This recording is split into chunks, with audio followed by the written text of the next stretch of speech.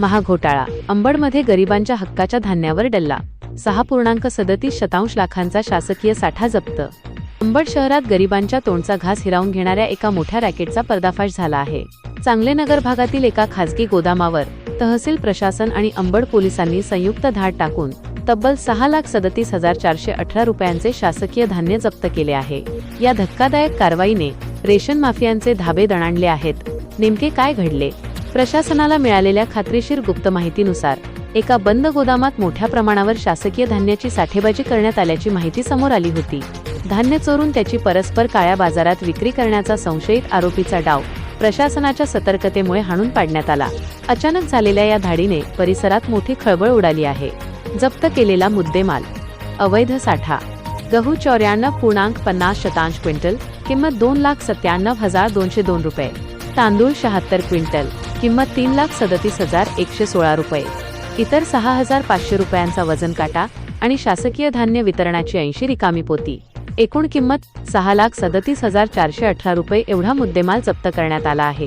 आरोपीवर गुन्हा दाखल. या प्रकरणी शेख नसीर अब्बास बागवान रा अंबड याच्याविरुद्ध जीवनावश्यक वस्तू अधिनियम 1955च्या कलम 3 व 7 अन्वये गंभीर गुन्हा दाखल करण्यात आला आहे. या धाडसी कारवाईत प्रभारी सहाय्यक जिल्हा पुरवठा अधिकारी सतीश तायडे, पुरवठा निरीक्षक राहुल पल्हाटे, गोविंद पेरके, किरणकुमार खांडेभराड आणि पोलीस पथकाने महत्त्वाची भूमिका बजावली. गरिबांसाठी असलेला हा धान्यसाठा नेमका कुठून आला आणि यात आणखी कोणाचे हात गुंतले आहेत याचा सखोल तपास आता पोलीस उपनिरीक्षक नरवडे यांच्या नेतृत्वाखाली सुरू आहे. या घटनेने रेशन धान्य माफियांच्या टोळीचा काळा चेहरा उघड झाला असून यापुढेही अशी धडक कारवाई सुरू राहणार असल्याचे संकेत मिळत आहेत. अंबड लोकात्मा न्यूज चॅनल प्रतिनिधी तरंग कांबळे. काल दिनांक 16/7/2026 रोजी सायंकाळी माननीय जिल्हाधिकारी मॅडम यांच्या आदेशानुसार गुप्त माहितीनुसार आम्हाला असे अंबडमधील एक ठिकाण कळाले होते. त्यानंतर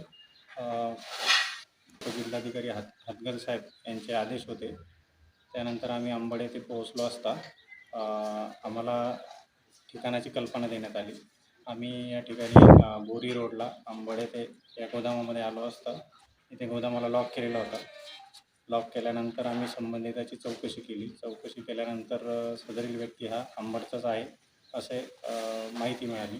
आजूबाजूला त्या व्यक्तीची विचारपूस केली असता की इथे धान्य ठेवण्यात येते असे आम्हाला सांगितले, परंतु ते शासकीय आहे का कसे त्यासाठी आम्हाला गोडाऊनचं लॉक तोडण्यासाठी आम्ही परवानगी मागितली. लॉक तोडण्यात आलं. लॉक तोडल्यानंतर या ठिकाणी जवळपास 189 बॅग गहू हा प्लॅस्टिकच्या गोणीमध्ये आढळून आला.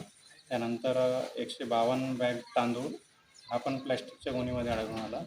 तसेच या ठिकाणी वजन करण्याचं जे साहित्य आहे, वजन काटा 1-2 नग या ठिकाणी आढळून आले. त्यानंतर या ठिकाणी रात्री जवळपास 11-11:30पर्यंत आम्ही चौकशी पंचनामा पूर्ण करून FIR दाखल संबंधित व्यक्तीवर FIR दाखल केला. सर यामध्ये गुन्हे कोणाकोणावर दाखल करतात? किती जण आहेत? यामध्ये सध्या एकाच व्यक्तीवर गुन्हा दाखल केलेला आहे. बाकी तपास हे संबंधित PSI करतील. संशयिताचं नाव काय आहे? त्यांचे जे नाव आहे